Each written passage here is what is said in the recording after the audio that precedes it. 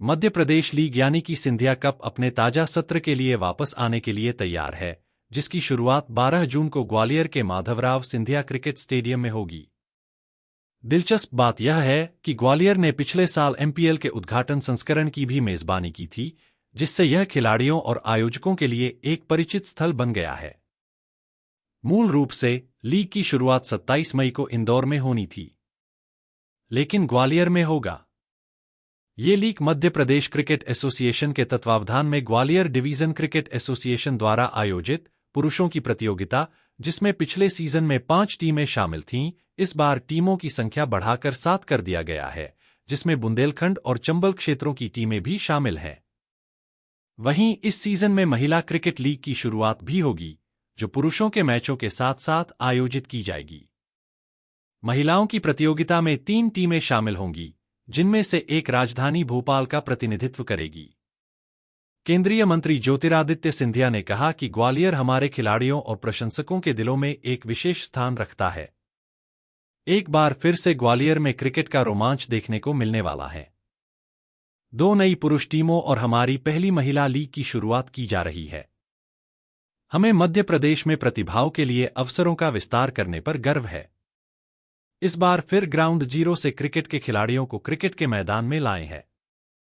इसके साथ ही ज्योतिरादित्य सिंधिया ने कहा, अपने आप में इतिहास रचा रहा है। क्रिकेट हमारे लिए धर्म ग्रंथ है। साथ ही हमने रोजगार के अवसर जोड़े हैं। हर साल 2 खिलाड़ियों को रोजगार दिए जाएंगे। हर 50 रन पर एक किट दी जाएंगी। सर्वश्रेष्ठ लीग की शुरुआत मध्य प्रदेश में हुई है। पहले इस लीग के खिलाड़ियों को आईपीएल ने उठाया है। आज मध्य प्रदेश क्रिकेट में राष्ट्र स्तर पर सक्षम हो चुका है। इसके साथ ही कहा है, इंदौर में क्रिकेट वर्ल्ड कप महिला का आयोजन किया जाएगा। एमपीएल की टीमें, पुरुषों की टीमें ग्वालियर चीता, Bhopal leopards, Jabalpur royal Lions, Rewa Jaguar, Indore pink panthers, Chambal घड़ियाल, बुंदेलखंड बुल्स। महिलाओं की टीमें चंबल घड़ियाल, Bhopal valves, Bundelkhand bulls. Madhya Pradesh league की शुभ शुरुआत का एक कर्टन रेजर इवेंट आज आयोजित किया गया। हमारे 7 पुरुषों की टीम, 3 महिलाओं की टीम और उसी के साथ हमारे सारे खिलाड़ी। और याद रखिएगा कि ये अपने आप में एक इतिहास रचा जा रहा है, क्योंकि जहाँ एक तरफ क्रिकेट जो हम लोगों के लिए, भारतीय के वासियों के लिए एक धर्म ग्रंथ है, वहीं क्रिकेट के साथ रोज़गार के अवसर जोड़े गए हैं। जहां हर एक टीम के मैनेजमेंट ने हम सब के समक्ष हस्ताक्षर किए हैं कि हर साल 2 खिलाड़ियों को रोज़गार के अवसर दिए जाएंगे। तो रोज़गार का सृजन, उसी के साथ पर्यावरण की रक्षा, प्रधानमंत्री जी की सोच एक पेड़ न माँ के नाम, उसी विचारधारा का एक पर्यावरण की रक्षा का कार्यक्रम भी रीवा जैगुआर्स के द्वारा आयोजित किया गया। और वहीं क्रिकेट के नौजवानों को एक नई ऊर्जा प्रदान करने के लिए हर 50 रन पर एक किट आगामी नए ऊर्जावान बच्चों के लिए प्रदान करने का एक संकल्प जबलपुर रॉयल लायंस के द्वारा लिया गया। दिख रही है। तो एक सर्वश्रेष्ठ लीग की शुरुआत पूरे देश में मध्य प्रदेश के द्वारा की गई है। मुझे पूर्ण विश्वास है कि पिछले साल जैसे 11 हमारे प्लेयर्स को आईपीएल के टीम्स ने उठाया, जिनके संदर्भ में मैंने उनके नाम भी यहाँ उठाए, और रजत पाटीदार ने तो कमाल करके दिखा दिया। जहाँ कप्तानी रॉयल चैलेंजर्स बेंगलोर के करके पहले पोजीशन की ट्रॉफी उस टीम ने जीती। ये इस बात का प्रमाण है कि आज मध्य प्रदेश राष्ट्र स्तर पर क्रिकेट में योगदान देने के लिए पूर्ण रूप से सक्षम हो चुका है। तीन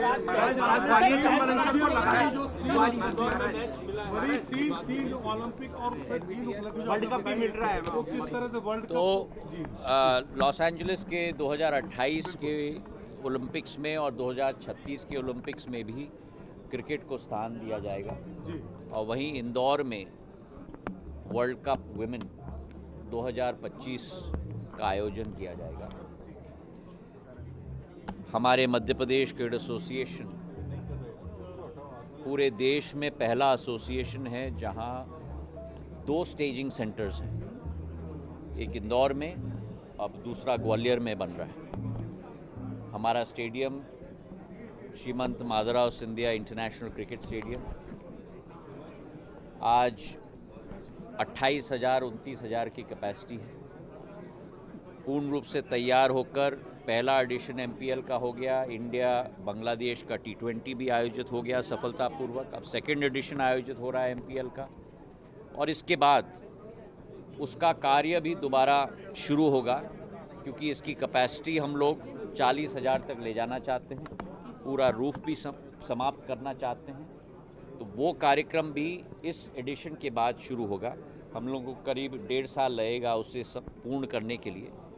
राशि भी हम लोग इकट्ठा कर रहे हैं उसके लिए, और ये पूरे देश का पहला एसोसिएशन होगा जिसके पास 2 संपूर्ण, संयुक्त और प्रभावशाली क्रिकेट स्टेजिंग ग्राउंड्स होंगे, जहां एक वेरी स्ट्रॉन्ग बैटिंग विकेट और एक वेरी फास्ट आउटफील्ड और एक रन स्कोरिंग की क्षमतावान ग्राउंड दोनों इंदौर और भोपाल में पूर्ण रूप से तैयार हो जाएगा।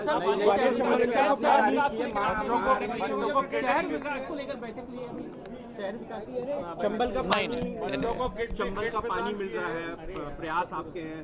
ट्रेन की बात करें तो किस तरह से देखते हैं? देखिए, ग्वालियर की विकास और प्रगति की बात हम लोग अब करेंगे अगले कार्यक्रम में। यहाँ क्रिकेट है तो ऐतिहासिक है। आप लोग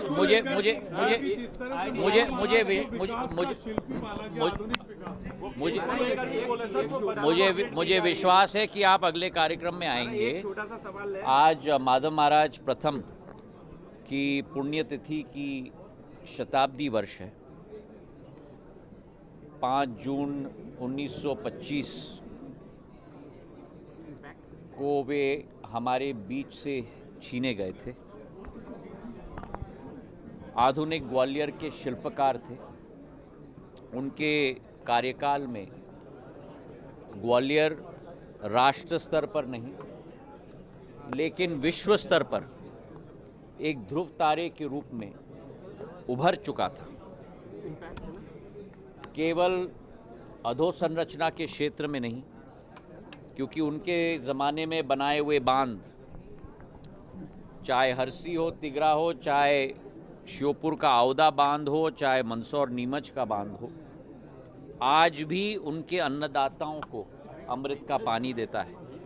लेकिन उनके ज़माने का बनाया हुआ ग्वालियर लाइट रेलवे, उनके ज़माने में बनाए हुए शैक्षणिक संस्थाएं, उनके ज़माने में बनाया हुआ दरबार पॉलिसी, उनकी एडमिनिस्ट्रेशन, जहां लेजिस्लेटिव और जुडिशरी के बीच में अंतर लाया गया था, पंचायती राज की शुरुआत उनके द्वारा की गई थी। ग्वालियर में म्यूनिसिपैलिटी पहला राज्य था शासन का पूरे देश में जहां पहली बार म्यूनिसिपैलिटी बनी थी, और लश्कर में म्यूनिसिपैलिटी बनी थी, और माधव महाराज स्वयं लश्कर म्यूनिसिपैलिटी के अध्यक्ष बने थे।